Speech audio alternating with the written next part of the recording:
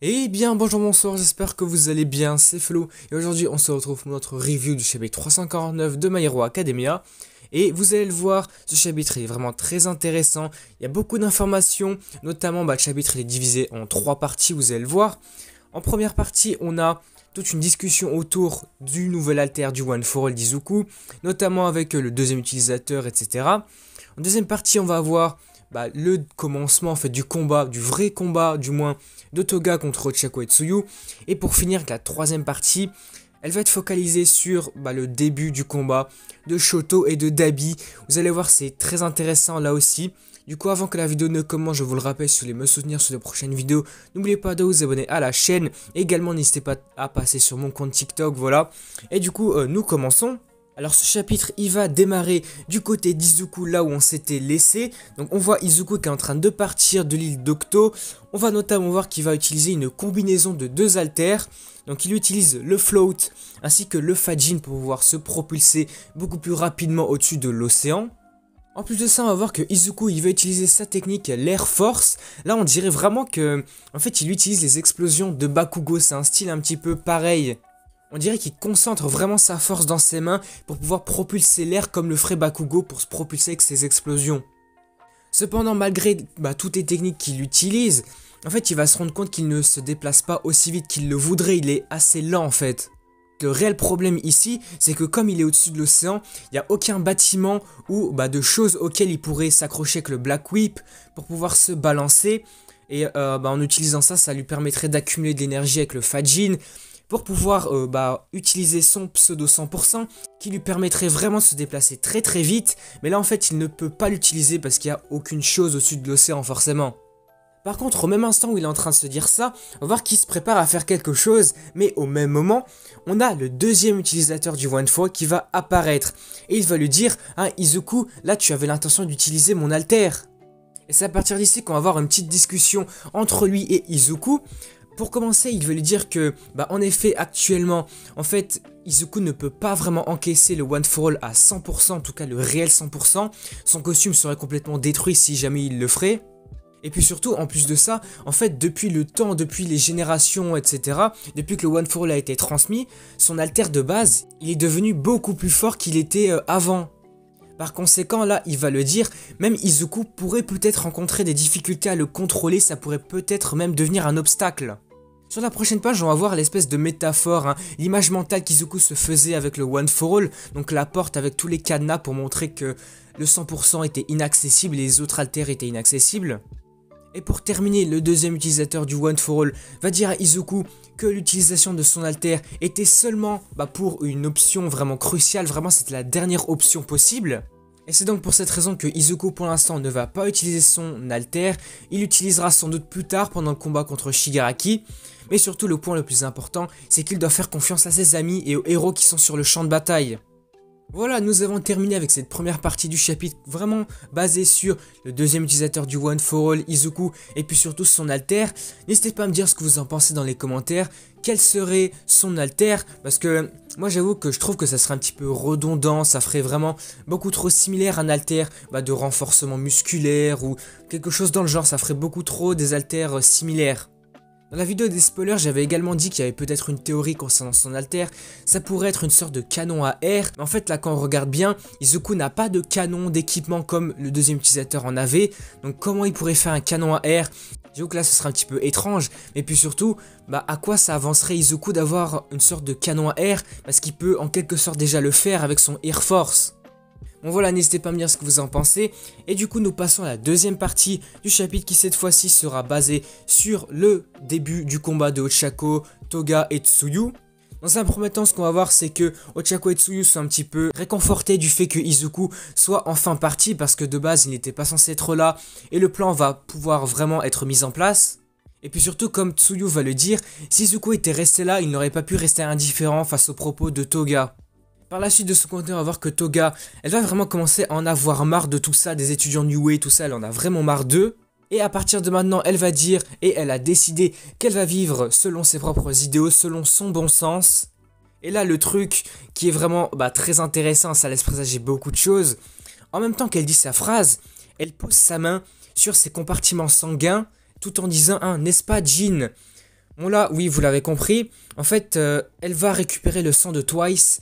Alors qu'est-ce qu'elle va faire?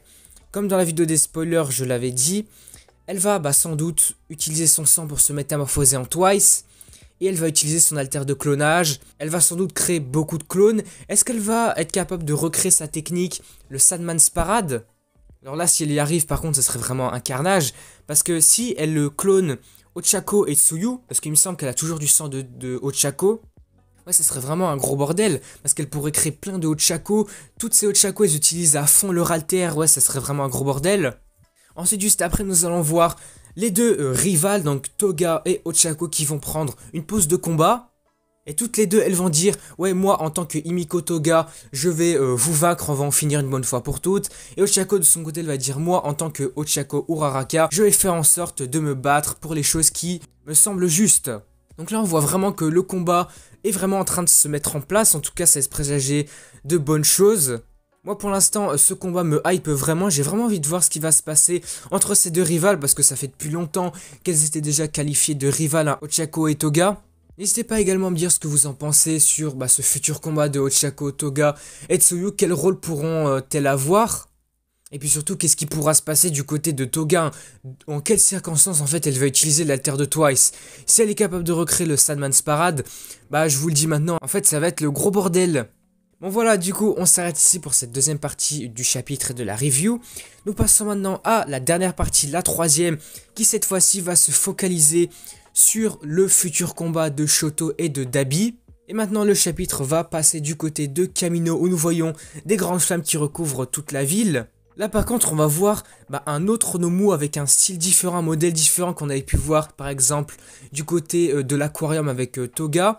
Cette fois-ci c'est un Nomu vraiment gigantesque qui est capable de créer des pics. Alors là par contre je vous avoue que sur l'image là, la case où on voit le Nomu, il ressemble vraiment à Godzilla, en tout cas ça me fait penser à ça.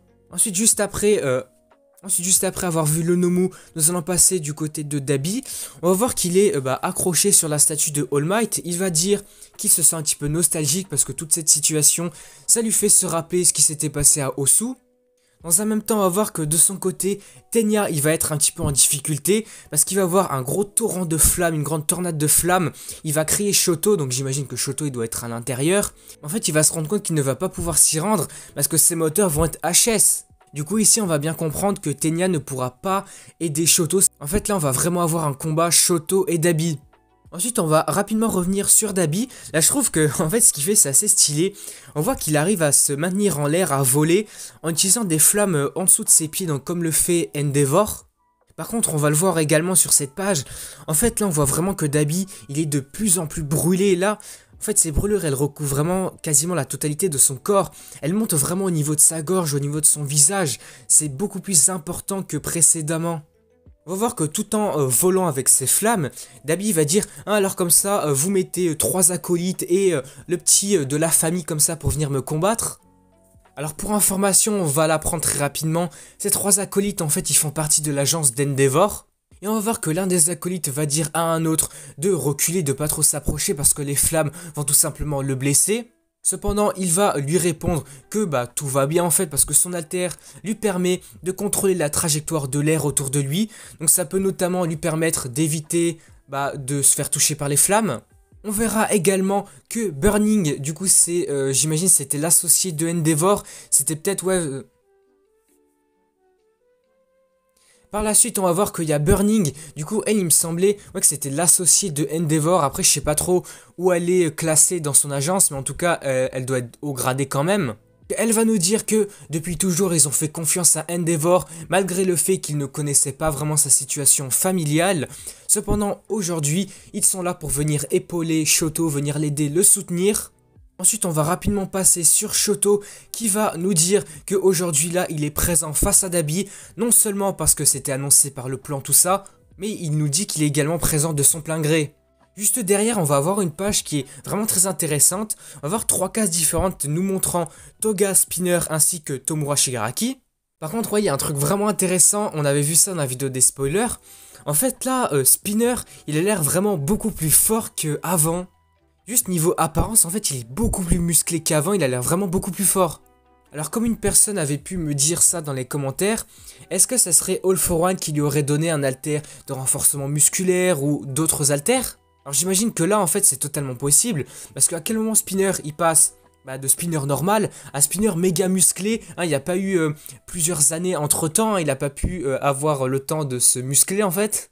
Voilà, je trouvais ça vraiment juste intéressant de le notifier. Par la suite, nous allons voir vraiment le face-à-face de Shoto et de Dabi. On va apprendre que Shoto, en fait, il ne peut pas encore se qualifier de héros s'il ne prend pas en considération sa situation familiale et s'il ne règle pas ses problèmes. Et ensuite, Dabi, il va alors conclure de toute cette situation en disant qu'en fait, cette guerre, ça se résume par un combat en fait d'idéologie et que c'est en quelque sorte le résultat en fait de tout ce qui avait pu se passer jusqu'à aujourd'hui dans la société. Aujourd'hui, lui comme la Ligue des Vilains sont la preuve vivante de l'usure de la société. Et pour finir, le chapitre va se finir avec un dernier échange entre Shoto et Dabi. Shoto va lui demander qu'est-ce qui s'était passé durant son incident pendant qu'il était plus jeune avec le déchaînement de flammes de Dabi, tout ça quand il avait eu les flammes bleues. S'il avait survécu, pourquoi en fait il n'était pas rentré chez lui? Dabi va alors lui répondre que nous allons maintenant vraiment apprendre ses vraies origines et qu'est-ce qui s'était passé au moment de cet incident. Et voilà, c'est ainsi que le chapitre va se terminer. Donc on va très rapidement revenir sur la fin du chapitre. En fait là, sur les différentes cases, comme on l'avait pu le voir un tout petit peu précédemment, en fait là, Dabi, il est de plus en plus brûlé. Mais le plus troublant, le plus choquant, c'est vraiment à la dernière case du chapitre. De toute façon, vous l'avez vu. En fait là, Dabi, j'ai l'impression qu'il est en train de perdre sa peau elle est en train de tomber. On le voit vraiment là sur son visage. En fait là, on a l'impression qu'on voit toute sa mâchoire, en fait les muscles de sa mâchoire. Alors là, ça laisse présager une seule chose en fait. Est-ce que Dabi va mourir? J'imagine quand même que c'est une fin possible, parce que à la fin de leur combat là, entre Shoto et Dabi, il va forcément y avoir un vainqueur. Est-ce que ce combat va se terminer sur la mort de Dabi? Voilà, n'hésitez pas à me dire ce que vous en pensez. Mais en tout cas, ouais, c'est quand même choquant de voir Dabi perdre sa peau comme ça, ouais, c'est un petit peu fou. Voilà, du coup, on va s'arrêter ici pour cette review du chapitre 349 de My Hero Academia. Globalement, moi, j'ai vraiment apprécié ce chapitre, notamment grâce au fait qu'on a pu enfin avoir une petite discussion entre Izuku, le deuxième utilisateur du One for All. Et puis surtout, ce qui m'a vraiment hypé, c'est le fait qu'on va bientôt voir le deuxième alter du One for All, l'alter du deuxième utilisateur. Bon voilà, tout ça pour vous dire que j'ai vraiment hâte pour les prochains chapitres, je suis vraiment hypé, notamment de voir le combat entre Ochako Tsuyu et Toga, surtout le combat de Shoto et Dabi. Du coup voilà, on s'arrête ici pour la review. Si elle vous a plu, n'hésitez pas à liker, à commenter, à partager, n'hésitez pas à me dire ce que vous en avez pensé dans les commentaires, vos théories sur les futurs combats, voilà tout ce que vous avez à dire. Et du coup, n'oubliez pas également de vous abonner à la chaîne pour me soutenir sur les prochaines vidéos, et du coup moi je vous dis à la prochaine.